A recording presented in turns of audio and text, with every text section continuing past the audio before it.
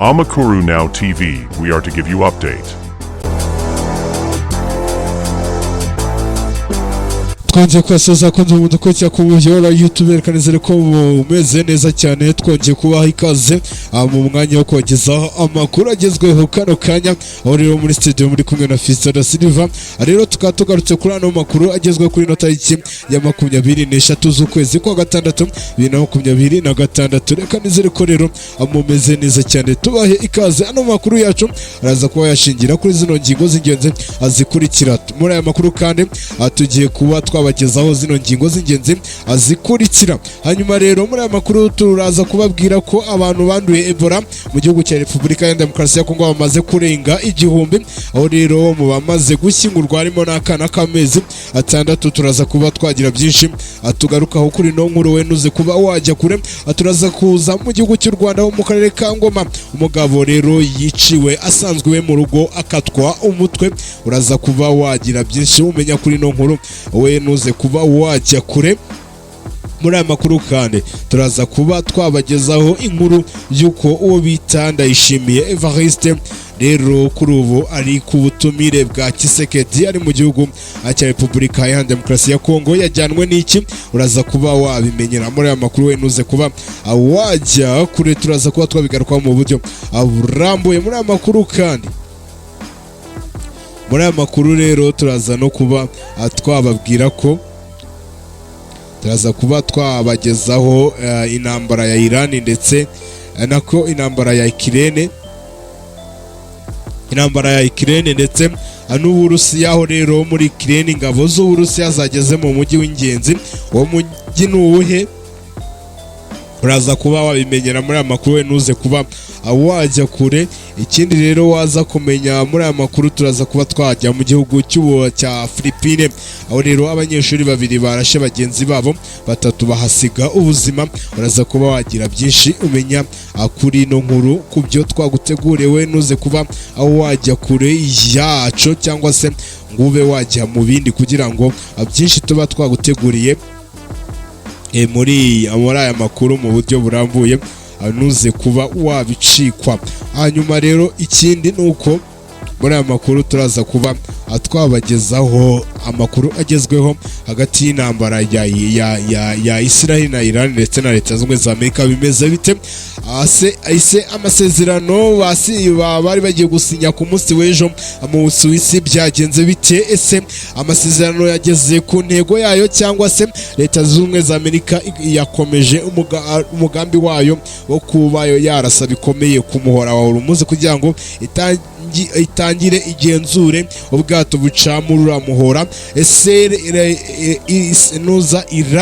Iran yagezeho yemera kuba yasinya ku masezerano cyangwa kumbanziriza mushinga y'iminsi 60 y'amasezerano irimo iragirana na Leta Zunze za Amerika ibyo byose turaje tuhite tubiva imuzi n'umuzingo turaza kureba ese igihugu cya Israel cyaba cyemeye gukura ingabo muri Libani nk'uko biri mu bigize amasezerano igihugu cya Iran cyagiye gusinyana na Leta Zunze za Amerika muri kiriya gihugu cy'Ubusuwisi aho rero ano masezerano yarahagarariwe n'ibihugu bibiri bimeze nk'indorerezi ari ibyo Qatar ndetse na Pakistan rero se Iran nyuma yo kumva amagambo akomeye ya Donald Trump avuga ko abagiye gusinya amasezerano muri Qatar bahagarariye nako abagiye gusinya amasezerano yo guhagarika intambara ya Iran na Israel ndetse na Leta Zunze za Amerika bagiye mu Busuwisi nibaramuka badasinye baraza kuba batari butaye ngo bagere mu gihugu cyabo amahoro cya Iran ubwo baragerayo ari abapfu Iran yabivuzeho iki ese aricyo byahungabanyije ku masezerano yarateganijwe kubera mu gihugu cy'Ubusuwisi wowe icyo usabwa no gukurikirana makuru paka arangiye byose turaje tubive imuzi n'umuzingo hanyuma turaza no kumenya ngo biramutse bigenze uko bagiye babitubwira ese byagira izengaruka ku bukungu bw'isi muri rusange tugwaye ikaze rero amakuru yacu rero tugiye kuba twayatangira mu buryo burambuye amakuru yacu tugiye kuyahera mu karere ka Ngoma umugabo yishwe n'abamusanze iwe mu rugo bamwica bamukasa umutwe mwihanganeho gatoya rega hari igihe umuntu gripe ntabwo iba imeze neza. Mu karere ka Ngoma umugabo yishwe n'abamusanze iwe mu rugo bamukase umutwe. Nduwimana Pascal w'imyaka 42 y'amavuko wo mu karere ka Ngoma yishwe aciwe ijosi n'abantu bataramenyekana. Urupfu rw'uyu mugabo rwabereye mu mudugudu wa Kabuye akagari ka Nyamagana umurenge wa Remera mu karere ka Ngoma. Bamwe mu baturage dukesha iyi nkuru bavuga ko abakekwa kugira uruhare muri urupfu rw'uyu mugabo Pascal Nduwimana bamusanze iwe mu rugo mu ijoro ryakeye bakamukorera iyicarubozo kuko bamutemye bikabije birangira umutwe bawukuyeho. Umuyobozi w'akarere ka Ngoma mwita niyo nagira Natali yemereye ikinyamakuru Umuseke ko iyi nkuru ari impamo, avuga ko abakekwaho kwica uriya muturage babikoze nijoro barangije baracika. Meya rero niyo nagira avuga ko iperereza kubishe Nduwimana Pascal ryatangiye gukorwa. Yasabye abaturage bafite imyitwarire mibi nk'iyi kuyicikaho, ahubwo abafitanye ibibazo bakabibwira inzego z'ubuyobozi kugira ngo zibafashe kubikemuraho kuvutsa uzima umuntu. Nta byumweru 2 birashira rero muri uyu murenge wa Remera habereye ubwicanyi ndengakamere nk'ubu, kuko hari umukobwa abagizi ba nabi basanze mu nzu bamwica bamutemye nako bamuteye ibyuma. Umurambo wa nyakwigendera rero wa Pascal wajyanwe mu bitaro bya Kibungo gukorerwaho isuzumwa. Abagize uruhare muri urupfu rw'uyu mugabo bo ntago bari batabwa muri yombi. Inzego zibishinzwe ziracyarimo kubashakisha. Amakuru yacu rero tugiye kuba twayakomereza muri Repubulika ya Demokarasi ya Kongo, aho rero abantu bakomeje kwandura indwara ya Ebola bakomeje kuzamuka, umubare wabo umaze kurenga 1000. Abanduye Ebola muri Repubulika ya Demokarasi ya Kongo barenga 1000. Umubare w'abamaze kwandura kino cyorezo cya Ebola muri Repubulika ya Demokarasi ya Kongo umaze kugera ku bantu 1003, mu gihe rero 254 bamaze guhitanwa n'iki cyorezo gikomeje kwibasira intara za Ituri, Kivu y'Amajyaruguru na Kivu y'Amajyepfo. Raporo ya Minisiteri y'Ubuzima muri Kongo yo ku itariki 20 Kamena 2026 igaragaza ko abantu 100 bamaze gukira, barimo 8 bashya, 6 bo mu ntara ya Ituri mu gihe 2 ari abo muri Kivu y'Amajyepfo. Rero abantu 335 nibo bari kuvurirwa mu bitaro. Intara ya Ituri ikomeje kuba izingiro ry'icyorezo cy'abarwayi ba Ebola, dore ko hari kuvayo abarwayi basaga 916. Inzego z'ubuzima zigaragaza impungenge zishingiye ku guhungabana rero zishingiye ku kugabanuka kw'ibipimo cyo gukurikirana abantu bahuye n'abanduye cyageze kuri 58. Hakaba hari ubwoba ko iki cyorezo giterwa n'ubwoko bwa virusi ya Ebola rero cyaba kiri mu baturage benshi, hakaba hari abanduye benshi ariko bataramenyekana. Ishami ry'umuryango w'abibumbye ryita ku buzima OMS hamwe n'ikigo nyafurika cyita ku ndwara n'ibyorezo Africa CDC byagaragaje ko iki cyorezo giteye impungenge ku rwego mpuzamahanga, dore ko nta muti nta n'urukingo kino cyorezo cyari cyagira. Hanyuma rero tukiri kuri Ebola mubo yahitanye muri Repubulika ya Demokarasi ya Kongo, ikaba yanahitanyemo n'akana gatoya k'amezi 6 nk'uko amafoto yagiye acara ku mbuga nkoranyambaga.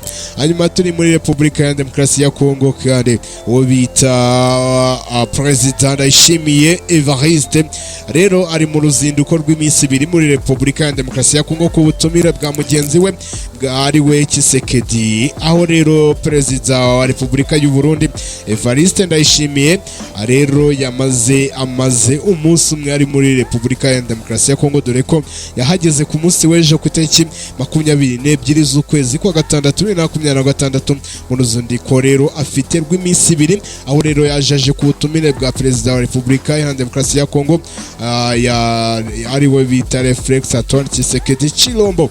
Hanyuma rero nk'uko byatangajwe n'ubuyobozi bwa Repubulika ya Demokarasi ya Kongo, uruzinduko rwa Evariste Ndayishimiye rugaragaza umubano ukomeye usanzwe hagati y'aba perezida bombi, y'aba Perezida Felix Tshisekedi ubwe rero akaba yagiye kwakira ku kibuga cy'indege perezida w'igihugu cy'u Burundi Ndayishimiye Evariste.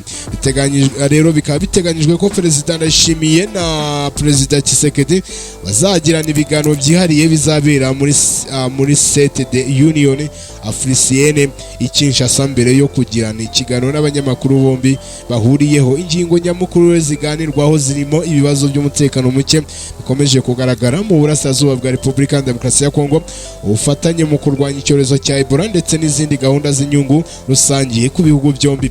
Uru ruzinduko ruje mu gihe perezida Evariste Ndayishimiye ari we perezida uriho w'umuryango wa Afurika yunze ubumwe EU. Ibintu biha uru ruzinduko uburemere bwihariye mu rwego rwa diplomasi n'ubufatanye ku bihugu byombi. Hanyuma rero tuvuye kuri no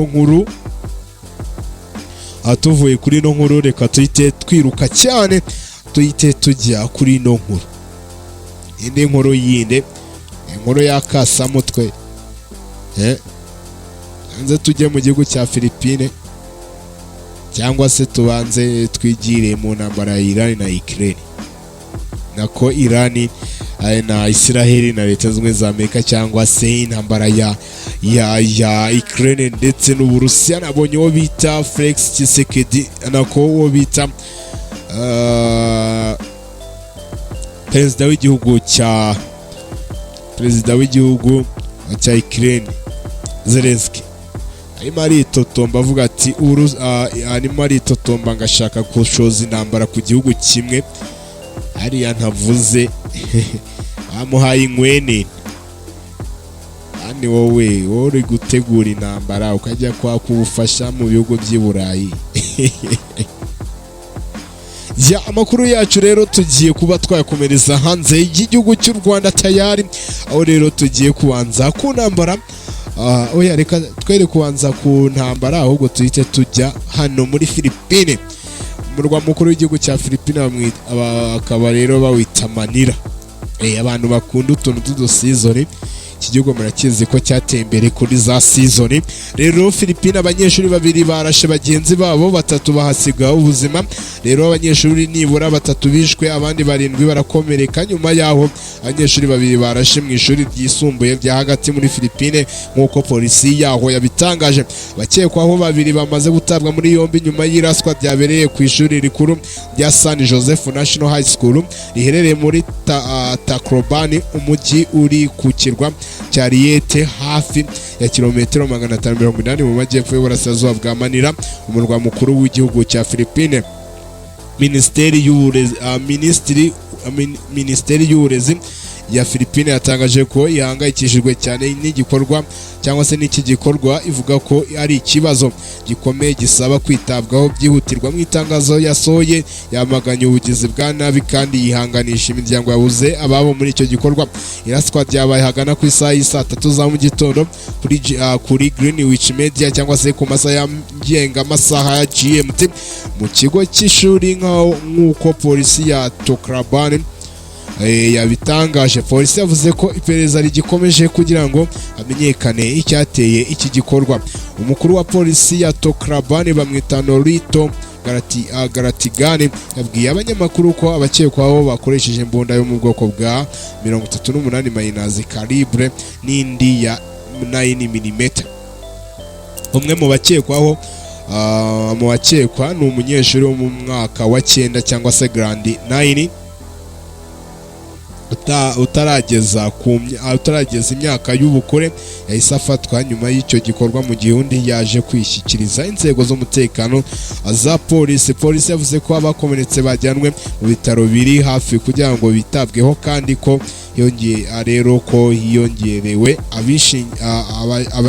hiyongerewe aho ngaho habereye iraswa hongereweho bongeye umubare w'abashinzwe umutekano ku ishuri kugira ngo harindwe abanyeshuri, abarimu, ababyeyi ndetse n'abaturage bo muri ako gace kuba hakongera kumvikana urusaku rw'amasasu. Hanyuma rero iperereza rirakomeje. Perezida wa Philippines amwita Ferdinand Marcos Jr yahise ategeka ko hakorwa iperereza ryimbitse kuri iryo raswa.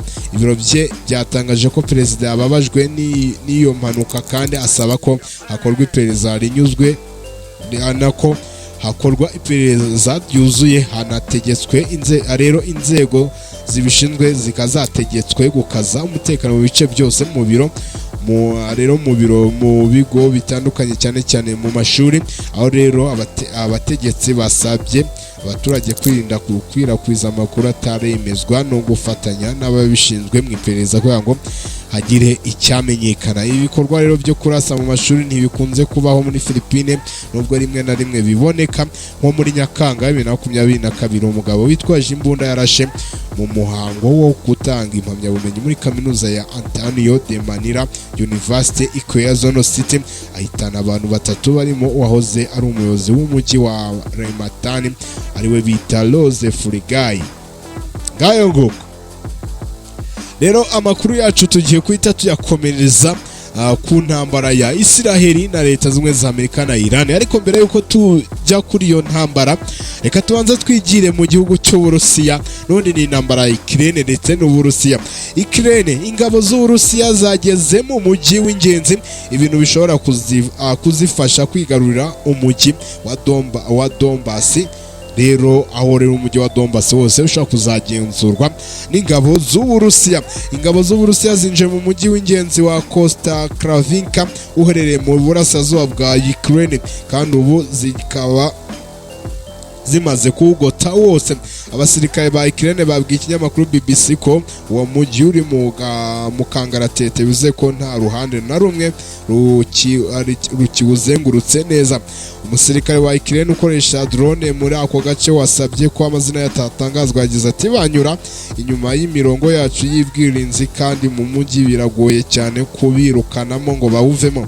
Rero Kosta-Kravinka ni irembo rijya mu bindi bice bya Donbass bisigaye bigenzurwa na Ukraine. Niba uyu mujyi wafashwe n'Uburusiya, rero ingabo zabwo zizoroherwa no kugera mu mujyi ikomeye ya nyuma ya Ukraine iri mu burasirazuba ariyo Kramatorsk na Slovinka. Hanyuma rero ibyo byatumye Uburusiya bwegereza cyane intego yabwo yo kwigarurira burundu akarere ka Donbass, imwe mu ntego z'ingenzi z'ubutegetsi bw'Uburusiya muri iyi ntambara.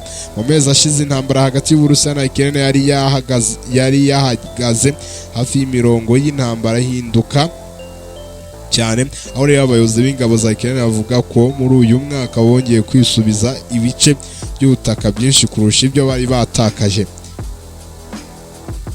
Abo bayobozi rero bavuga ko ibyo byahungabanije imihanda n'inzira z'ingenzi Uburusiya bukoresha mu gutwara ibikoresho hagati y'umupaka wabwo n'intara ya Crimea. Rero akaba ari intara iri ku ruhande rwa Ukraine, ariko Uburusiya bukavuga ati nayo ni iyacu.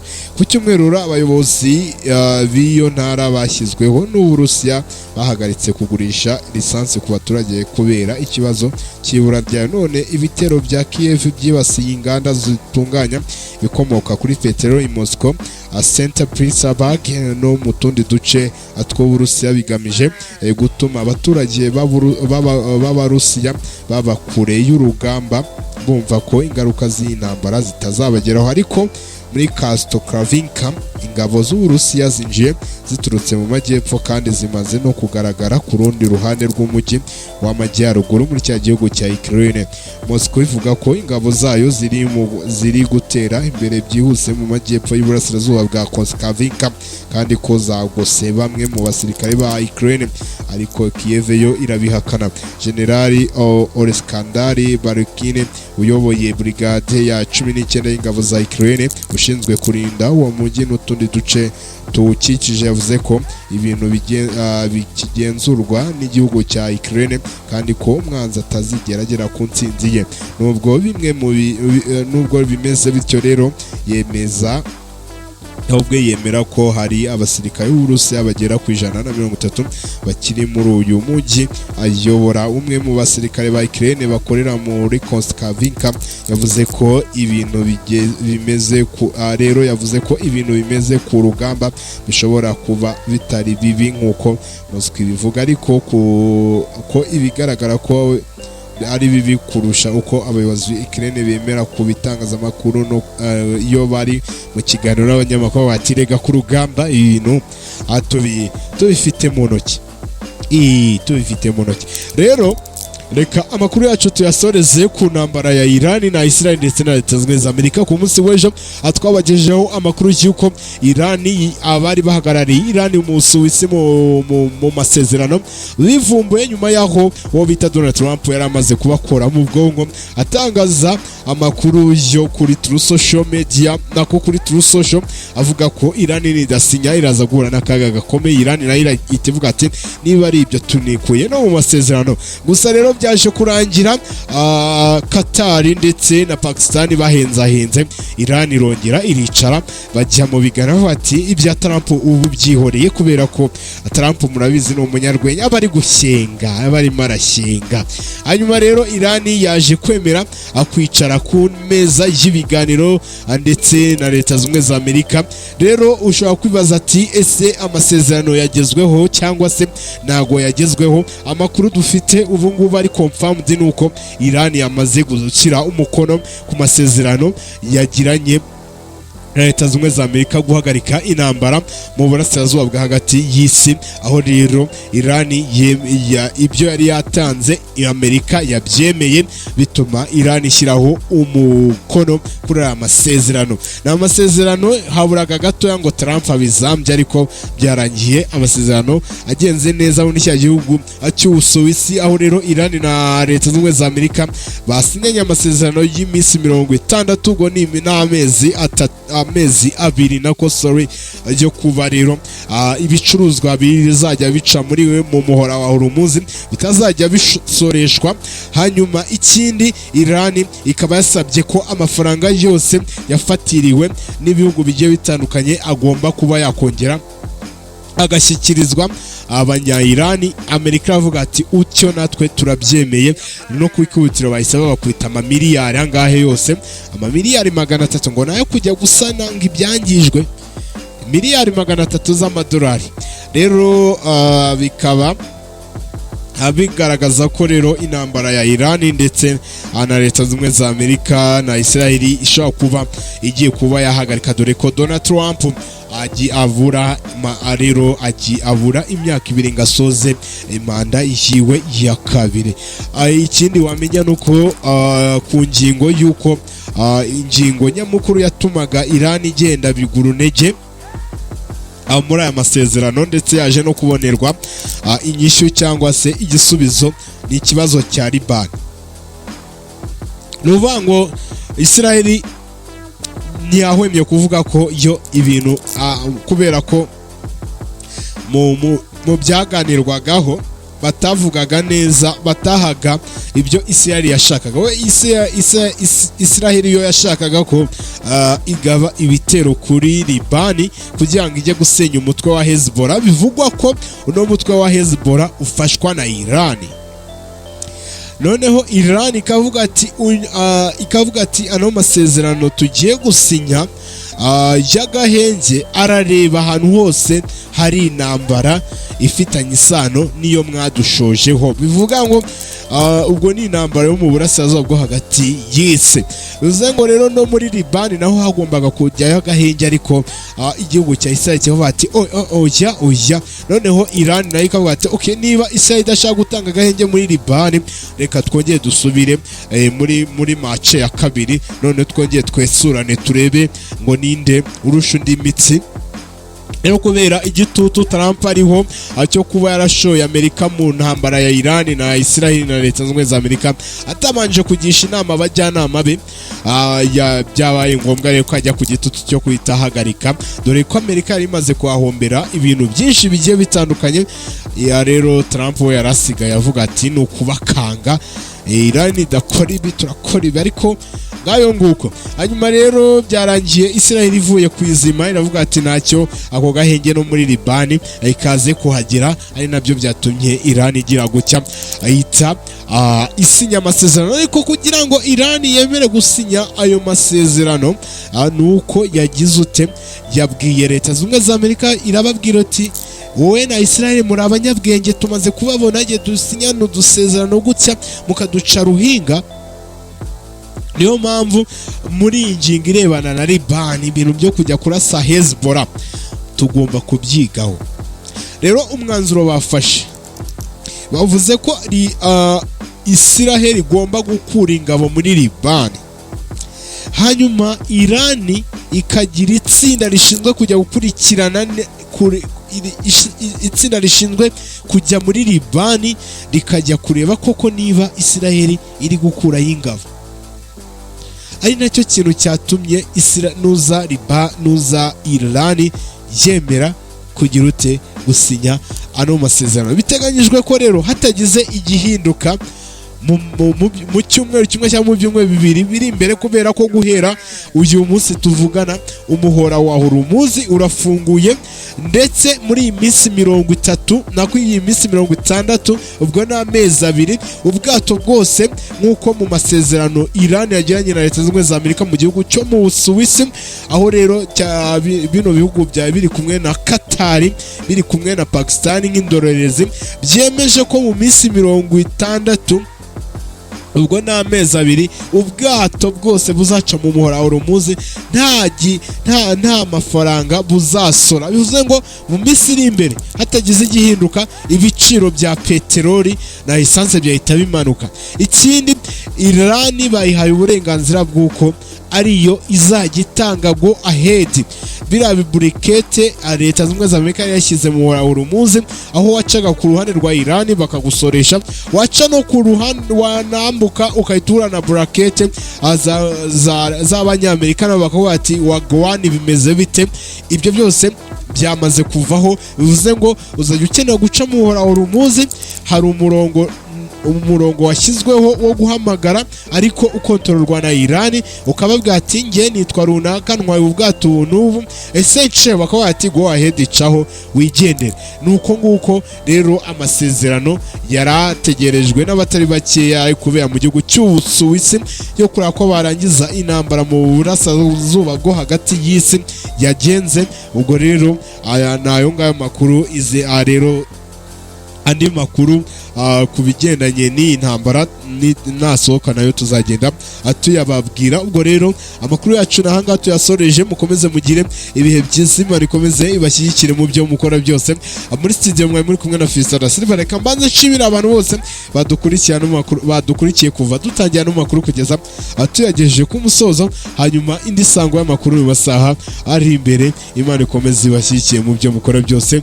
Bye bye. Rero niba uri mushyashya nako nibutse ko niba uri mushyashya yuko gukora subscribe, nyamuneka ukande kunzogera, mukande ariko subscribe muri benshi hanyuma mukande na like na share na comment, hanyuma ndabashishikariza gukomeza gukurikira ibindi biganiro twamaze gushyira kuri YouTube channel yitwa Amakuru Now TV. Hanyuma indi sango y'amakuru muraza kuyikurikira mu masaha ari imbere. Imana ikomeze ibashyikiye mu byo mukora byose, hanyuma rero tuze guhura mu masaha ari imbere. Bye bye.